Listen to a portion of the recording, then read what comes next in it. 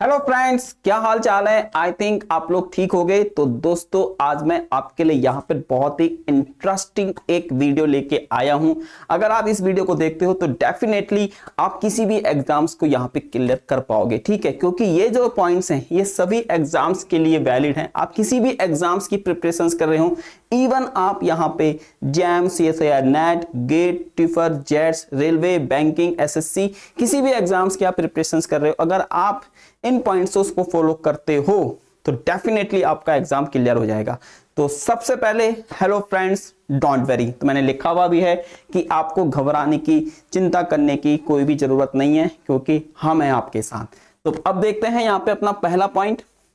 तो सबसे पहले जो पहला पॉइंट है वो है start by understanding the exam pattern and syllabus. तो सबसे पहले तो आपको अपना एग्जाम पैटर्न और सिलेबस अच्छे से पता होना चाहिए। एग्जाम पैटर्न का मतलब होता है कि नंबर ऑफ क्वेश्चंस कितने आएंगे, ठीक है, नेगेटिव मार्किंग क्या है, टाइम कितना मिलेगा, और सिलेबस जो भी आप एग्जाम देने जा रहे हो उसका सिलेबस क्या है। अगर आप ये दो चीजें अच्छे से जानते हो कि एग्जाम पैटर्न और सिलेबस क्या है, तो डेफिनेटली आप एग्जाम्स को क्लियर कर पाओगे, क्योंकि ये बेसिक है, ठीक है। किसी भी एग्जाम्स की तैयारी करने से पहले हमको ये दो बातें पता होनी चाहिए, एग्जाम पैटर्न एंड सिलेबस। उसके बाद हम बात करते हैं पॉइंट नंबर 2 की। पॉइंट नंबर 2 है create a study schedule and follow it strictly. अब आपको एग्जाम पैटर्न सिलेबस पता लग चुका है। अब आपको क्या करना है, एक अच्छा सा टाइम टेबल बनाना है। अच्छा सा टाइम टेबल बनाइए और उसको स्ट्रिक्टली फॉलो कीजिए।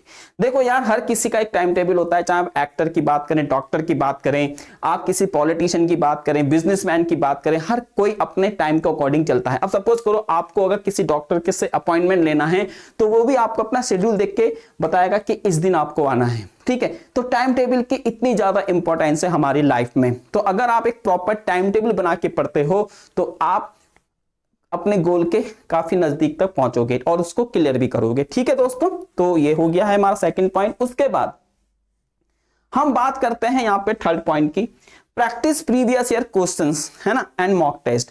देखो यार, आप लोगों ने स्टडी स्टार्ट कर दी है, अब आप लोगों को क्या करना है, प्रीवियस ईयर क्वेश्चंस को देखते हुए चलना है, ठीक है। क्योंकि अगर आप प्रीवियस ईयर क्वेश्चन देखते हुए चलोगे तो आपको एक पैटर्न पता लगेगा कि इस टाइप के क्वेश्चन आपसे एग्जाम में फ्रिक्वेंटली पूछे जा रहे हैं, और फिर आप उन्हीं टॉपिक्स के ऊपर अच्छे से पढ़ाई करोगे। नहीं तो सिलेबस बहुत ज्यादा होता है, कितना पढ़ पाओगे, ठीक है। क्योंकि आपको कम समय में ज्यादा से ज्यादा गेन करना है। तो प्रीवियस ईयर क्वेश्चंस पैटर्न को देखते हुए चलिए और उसको फॉलो कीजिए, और मॉक टेस्ट भी आपको लगाना है, ठीक है। उसके बाद फोर्थ पॉइंट है focus on the important topic and revise them regularly. उसके बाद आपको यह देखना है कि आपके सिलेबस का इंपॉर्टेंट टॉपिक कौन सा है। इंपॉर्टेंट टॉपिक से मतलब यह होता है कि किससे क्वेश्चन फ्रिक्वेंटली पूछे जा रहे हैं, ठीक है। सपोज करो XYZ कोई एक टॉपिक है और उससे लगातार क्वेश्चन आपके एग्जाम में आ रहे हैं, तो अब आप उसको नेगलेक्ट नहीं कर सकते। टफ है, इजी है, हर हालत में पढ़ना है, ठीक है, क्योंकि वो इंपॉर्टेंट टॉपिक है और वहां से क्वेश्चन फ्रिक्वेंटली पूछे जा रहे हैं। और उसके बाद उसको रिवाइज करते हुए चलिए, जिससे कि आप उसको भूल ना जाएं।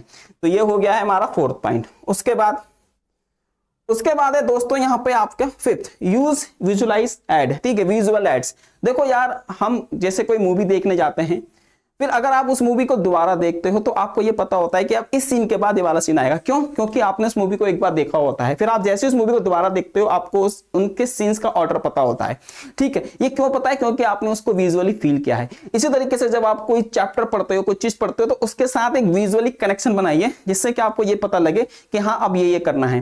फिर उसके बाद यहाँ पे लिखा हुआ है मेमोनिक्स। मेमोनिक्स का मतलब होता है कि वही चीज जो आप अपने दिमाग में स्टोर कर पाए। जैसे सपोज करो हम कोई मूवी देखते हैं या हमारे सामने कोई पेड़ आता है तो हम देखते हैं यार ये पेड़ इसकी तरह दिख रहा है। आपने देखा होगा बादल में शिवजी दिखा देते हैं, कि वो बादल को हम शिवजी मान लेते हैं। तो इस तरीके के कुछ कैरेक्टर अपने अंदर डेवलप कीजिए, ठीक है। तो ये हो गया है मेमोनिक्स, मतलब रिमेंबर की है ये कॉन्सेप्ट के लिए।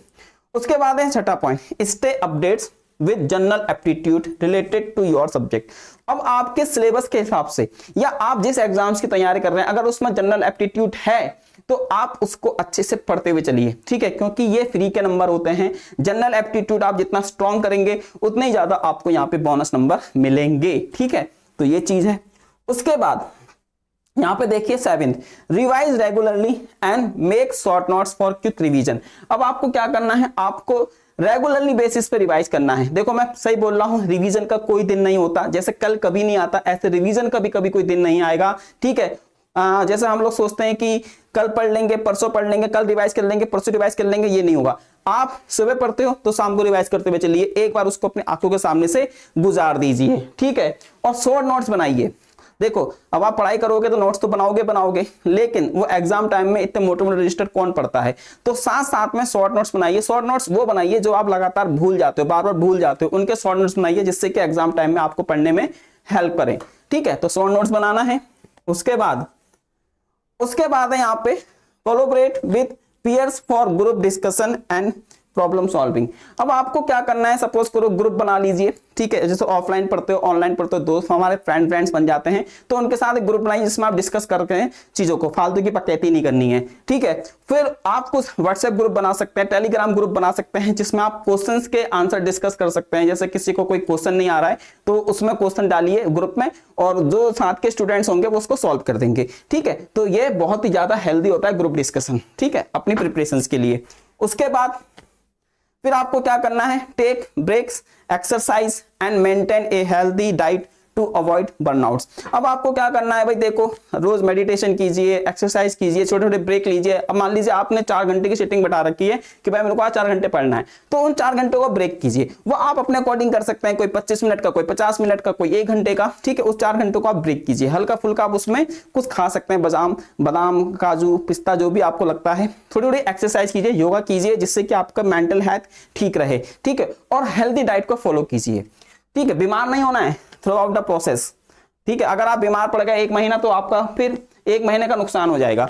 उसके बाद है लास्ट पॉइंट, रिमेन काम and confidence during the exam. अब आपने ये जर्नी करी है, ठीक है, अब एग्जाम की घड़ी सामने आ गई है, तो अब आपको बिल्कुल काम होना है, शांत हो जाना है, ठीक है। टेंशन नहीं लेनी है, अपने आप को बिल्कुल काम रखें, शांत रखें, अच्छे दोस्तों के साथ उठे बैठें, अच्छी चीजें देखें, ठीक है। तो ये चीजें हैं। और जब आप एग्जामिनेशन सेंटर पर जाते हो, एग्जाम पे जाते हो या एग्जाम के समय, ठीक है, अपने आप को बिल्कुल काम रखना है, पैनिक नहीं करना है, क्योंकि छोटी सी भी मिस्टेक आपका नुकसान कर सकती है, ठीक है। तो ये सारी की सारी चीजें हैं, तो ये चीजें हैं, आई थिंक आप लोगों को यहाँ पे समझ में आ गई होंगी, ठीक है। तो thank you for watching this video. और अगर आपको कोई भी यहाँ पे क्वेरी है, अगर आपको कोई भी यहाँ पे प्रॉब्लम आ रही है, तो हमें कमेंट बॉक्स में जरूर बताएं कि आपको ये वीडियो कैसा लगा। और मैं आशा करता हूं कि अगर आप इन सारे पॉइंट्सों को फॉलो करते हो, ठीक है, जो भी मैंने आपको यहाँ पे एक्सप्लेन करे हैं, तो 100% आपका ये एग्जाम यहाँ पे क्लियर होगा, ठीक है। तो मिलते हैं क्लास में, बाय बाय।